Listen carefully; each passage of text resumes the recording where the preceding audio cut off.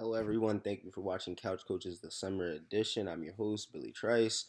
So today I want to talk about the big news that came out today, which was Brian Colangelo has resigned from the Sixers GM position, and Brett Brown will be taking over.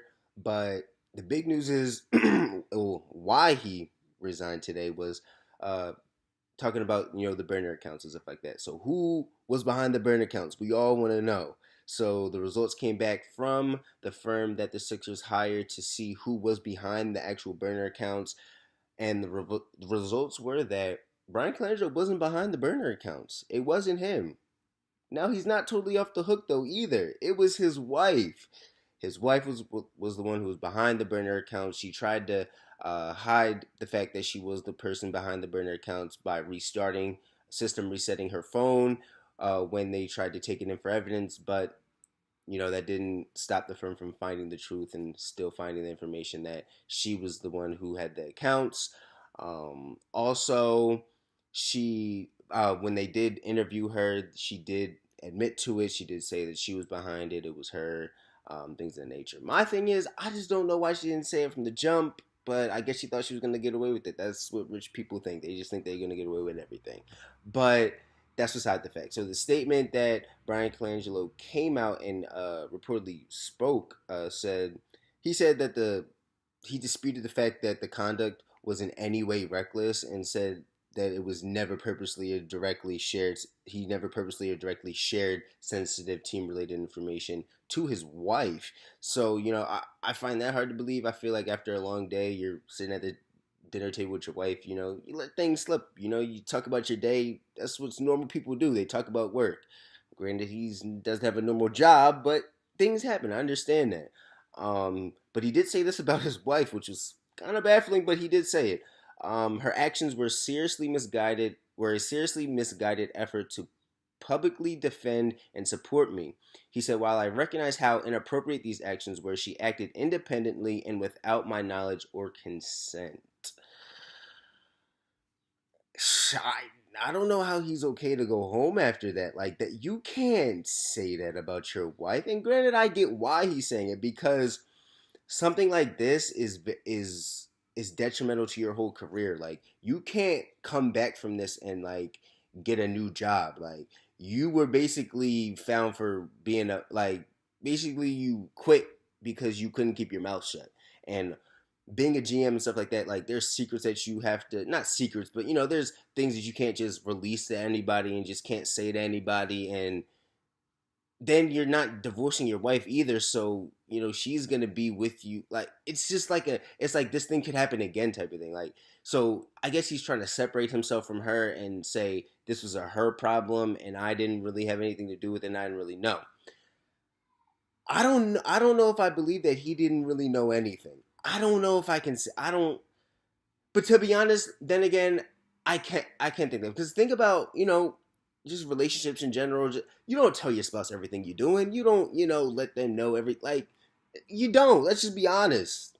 I know there's a lot of relationships and a lot of married people who don't tell their spouse everything. So let's just be honest. Let's be honest. So let's not act like he can't just like he couldn't well, she couldn't do this stuff behind his back and he not know, and then him just be talking to her about his day or venting to her, and she used some of this stuff again, not against him, but but she felt like she was protecting him, like she felt as though what she was doing, she was backing her man and stuff like that, like. No, he doing good. Some of the tweets were I don't remember them by heart. I could easily pull them up, but I don't feel like doing all that because it's pointless. But I know one of them was about Jaleel Okafor and how somebody was talking about he made that pick and how he didn't make a trade, but Jaleel failed sorry, my fault, y'all, a physical. So I can't, I see what she was trying to do. She was trying to back her man in most of the tweets and his decisions and his businesses, make him look in a positive light. And hey, I ain't mad at her. That's your man. You might as well. Like that's your job. That's what you're supposed to do. But you know, he has to know that he can't just. It's just hard for me because I see both sides. I see where Like he's got to like as a businessman, you can't just be saying anything at any point. Like these are people's lives. There's a lot of money on the line. If we're going to be completely honest, a lot of money on the line. So for you to just be saying things willy nilly to your wife, as a businessman, I don't like that. But then again, being in a relationship and stuff like that, like I could see how that stuff can happen. Seeing married people and how they interact, like I could see how that kind of stuff happens. You had a long day, you got a lot on your chest. It's a stressful job, and that's the love of your life. So you over here, you trying to talk to her and tell her about your day. So I understand it, but he's got to do better. I don't think he's going to get another job. To be honest, I don't. I think the Colangelo's done. And what's really kind of pissed me off was that his dad was trying to blackmail the Sixers for him keeping his job. Like, I understand that's your son, and you trying to do everything you can to keep his job because his dad knows, Jerry Colangelo knows, if he was to get fired or resign like he did, he's probably not going to get another job. So I get where he's coming from too. I'm trying to see both sides here, but to do like just to meddle in, like he's a grown man, like he got to handle his own. And I understand that he's trying to just help him out, but that's a no go. That's a no go. I don't know if I like Brett Brown handling all this basketball operation stuff either. It might be a little bit too much for him. Might be a little bit too much on his plate. But you know what? The thing I'm not worried about is him connecting to players and free agents.